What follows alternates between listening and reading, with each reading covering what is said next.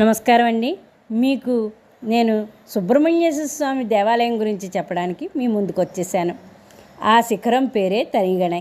అక్కడ స్వయంభూగా కొలువుదీరాడు సుబ్రహ్మణ్యేశ్వరుడు. 5 అంతస్తుల రాజగోపురంతో కనిపించే ఈ పుణ్యక్షేత్రం తమిళనాడులోని తిరువళ్ళూరు జిల్లా తిరుత్తణిలో ఉంది. శివపురాణం ప్రకారం తారకాసురుడనే రాక్షసుడు పరమశివుడి కోసం తపస్సు చేశాడు. దానికి మెచ్చి స్వామి ప్రత్యక్షమైతే శివుడి తనయుడి చేతిలోనే తనకు మరణం వచ్చేలా వరమిమ్మన్నాడు.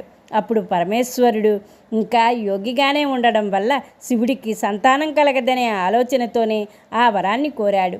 దానికి స్వామి సరైనడంతో తారకాసురుడు ముల్లోకాల్లోని దేవతల్ని ఇబ్బంది పెట్టడం ప్రారంభించాడు. చివరకు బ్రహ్మాది దేవతల సూచనతో మన్మధుడు పరమేశ్వరుడు జ్ఞానం నుంచి బయటకు వచ్చేలా చేశారు. అలా శివుడు పార్వతీదేవి తన కోసం చేసిన తపస్సు గురించి తెలుసుకుని కళ్యాణం చేసుకోవడంతో ఆది దంపతుల తనయుడిగా కార్తికేయుడు అవతరించి తారకాసురుడిని సంహరించాడు. ఆ సమయంలో ఆగ్రహానికి లోనైన కార్తికేయుడు ఇక్కడకు చేరుకుని సత్వన పొందాడు. తన కోపాన్ని తగ్గించుకోవడానికే ఇక్కడ వెలిశాడని గాథ. అలాగే సుబ్రహ్మణ్యేశ్వరుడి భార్యల్లో ఒకరైన వల్లి ఈ ప్రాంతంలోనే ఒక భక్తుడికి శిశువుగా పొదల మధ్య దొరికిందట. వల్లి చిన్నప్పటి నుంచే సుబ్రహ్మణ్యేశ్వరుడినే వివాహం ఆడాలనుకునేది. కొన్నాళ్లకు కార్తికేయుడు వేటగాడి రూపంలో వచ్చి వల్లిని ఏనుగు బారి నుంచి కాపాడి ఆ తర్వాత వివాహం ప్రతిపాదన తెచ్చాడు.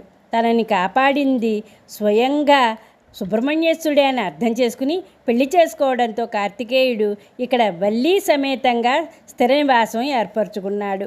వల్లీ దేవసేనలతో కొలువైన ఈ స్వామిని దర్శించుకునేందుకు భక్తులు 365 మెట్లు ఎక్కాలి.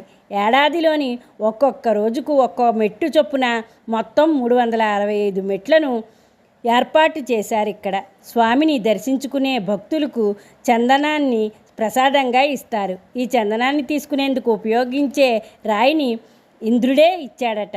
ఆ రాయిపైన తీసిన చందనానికి స్వామిని అలంకరించేసరికి ఔషధ గుణాలు వస్తాయని నమ్ముతారు. అందుకే ఆ చందనాన్ని నీటిలో కలిపి తాగుతారు.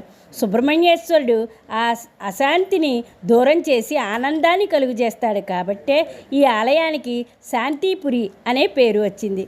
స్వామిని కరుణామయుడని అంటారు. రావణ సంహారం అనంతరం రాముడు రామేశ్వరంలో శివలింగాన్ని ప్రతిష్ఠించి ఆ తర్వాత ఇక్కడకు వచ్చి మానసిక శాంతిని పొందాడట. అలాగే డిసెంబర్ 31న ఈ స్వామి దర్శనం కోసం లక్షల సంఖ్యలో భక్తులు వస్తారు. New year stop